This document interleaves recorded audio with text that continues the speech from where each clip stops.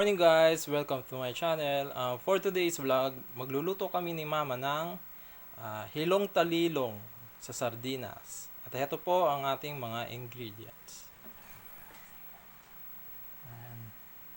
Hilong talilong, isang can po ng sardinas, tatlo pong kamatis, chop, cooking oil, 3 kutsara po, bawang, sibuyas, paminta, at patis. Ayan po ang ating mga ingredients. Tara na po at magluto. At ngayon po, mag-start na po tayo magluto. Maglagay na po tayo ng cooking oil. Sige ma. Ayan. Cooking oil. Tapos, pag mainit na po ang ating mantika, isunod na po natin ang bawang.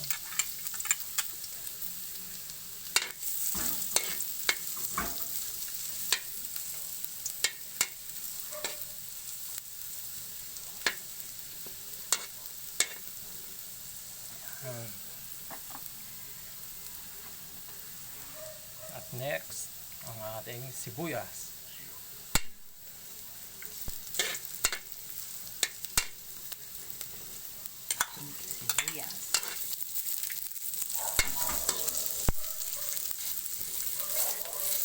Guys, nasa sa inyo po kung gaano karami ang gusto nyo ilagay na mantika, kasi kami dahil nga para sa healthy living, tamang mantika lang po nilagay po namin.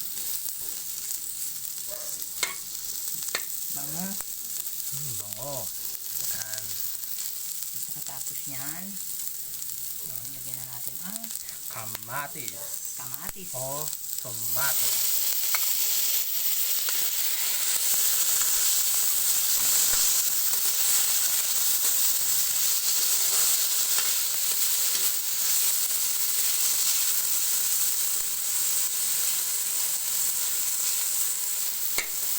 Ano, kailangan pa ba natin sabay na po natin ang patis. Yan.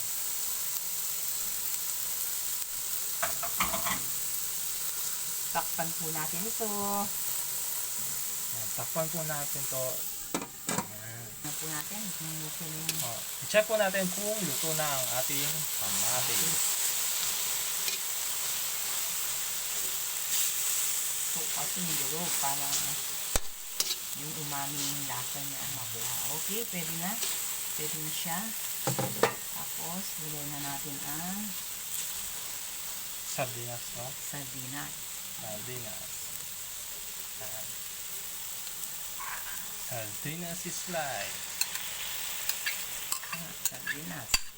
Ito po ang palaging pagkain ngayon kasi sa pandemya. Medyo mahirap. Sardinas na galing sa ayuda. Ayuda ba? Hindi. Ayuda. Ayuda nga. At isabay na rin natin ang paminta. Oops. Ay, sisipain ganito mamaya.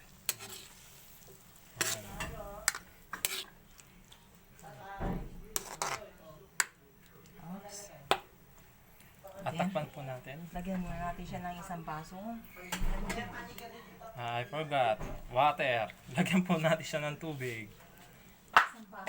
Isang baso po. Tansyahin ko na. Tansya po ha. At lagyan po natin siya ng tubig. Para may sabaw mo konti.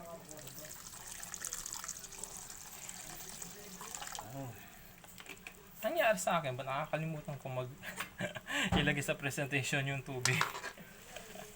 Yan, haluin po natin na mabuti. Yan. Okay. Lalagyan pa ba natin ng asin? Hindi na. Hindi na, may patis na siya. Tsaka yung sardinas. Pero nasa nyo po yun guys, kung ano po yung panlasa nyo, kung matapang po yung panlasa nyo, ano naman po kasi kami dito na nagluluto na tama lang po para sa amin. Ayan po. Tsaka yung sardines, marami ng Ayan. Takpan na po natin. Heto na po at kumukulo na po ang ating sabaw. At ngayon po ilalagay na po natin ang dahon ng hilong talilong. Guys, pag nilagay na natin ang dahon is pakulon lang natin siya ng 30 seconds. Kasi madali naman po itong maluto at baka ma-overcook po natin hindi na po siya masarap. So, yun po. Yan, haluin lang po natin ng para mabuti. lumubog. Sabaw.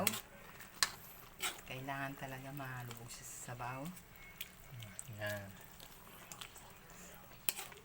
Ang hilong talilong. Tatayan po. Pakulo lang po ng 30 seconds po. At pagluto na po, ayan po, at ating na pong hanguin. Ayan po ang ating hilong talilong sa sardinas. Hello guys, at ito po ang ating finished product. Luto na po ang ating hilong talilong sa sardinas. Ayan po.